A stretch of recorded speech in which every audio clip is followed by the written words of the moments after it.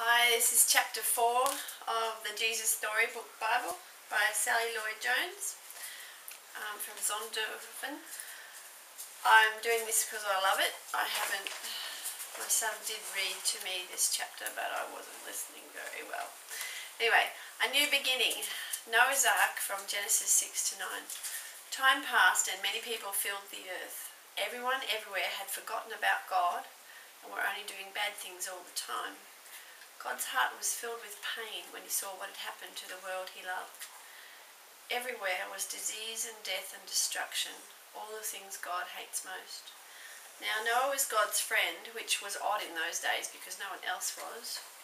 Noah listened to God. He talked to God. He just loved being with God, like you do with your best friend. Noah, God said, things have gone wrong. People have filled my world with hate instead of love. They're destroying themselves and each other, and my world. I must stop them. First we'll build an ark. Do you know how to build an ark? Neither did Noah.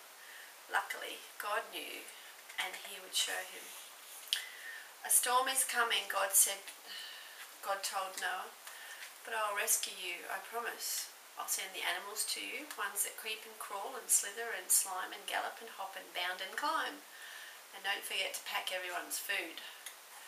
The storm was going to wash away all the hate and the sadness and everything that had gone wrong and make the world clean again. God had thought up a way to keep Noah safe, but Noah would have to trust God and do exactly what God told him. So Noah built an ark, short for a very large boat. Noah's neighbours came out to watch and to point and laugh because they didn't believe Noah about the boat or the storm or needing to be rescued, and Noah must have looked rather silly. His boat was in the desert, and the desert was nowhere near the sea, and there wasn't even a cloud in the sky. Why would anyone need an umbrella, let alone a boat? But Noah didn't mind so much what other people thought. He minded what God thought. So he just did what God told him to do.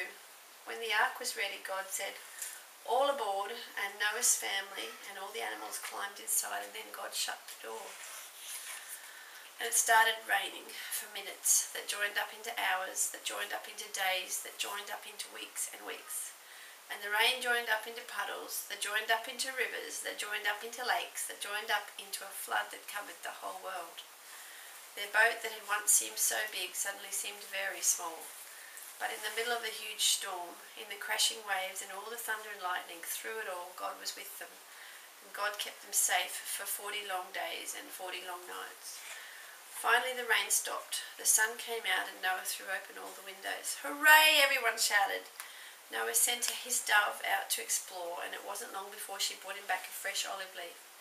Everyone knew exactly what that meant. She'd found a tree and land. The water was going down.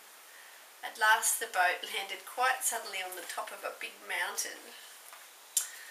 As soon as it was safe, God said, "Out you come." And so they did, everyone skipping and dancing onto dry land. The first thing Noah did was to thank God for rescuing them just as he had promised. And the first thing God did was make another promise. "I won't ever destroy the world again." And like a warrior who puts away his bow and arrow at the end of the great battle, God said, "See, I've hung up my bow in the clouds."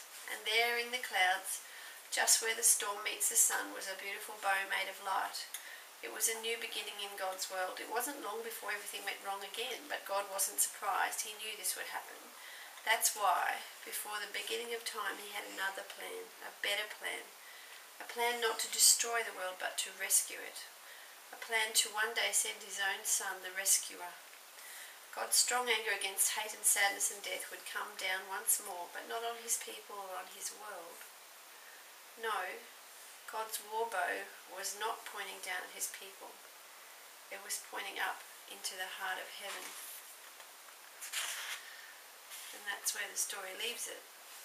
And that's why this book is said to be Every Story Whispers His Name, because God's anger was pointed at Jesus, and that is shown as we keep going with the story.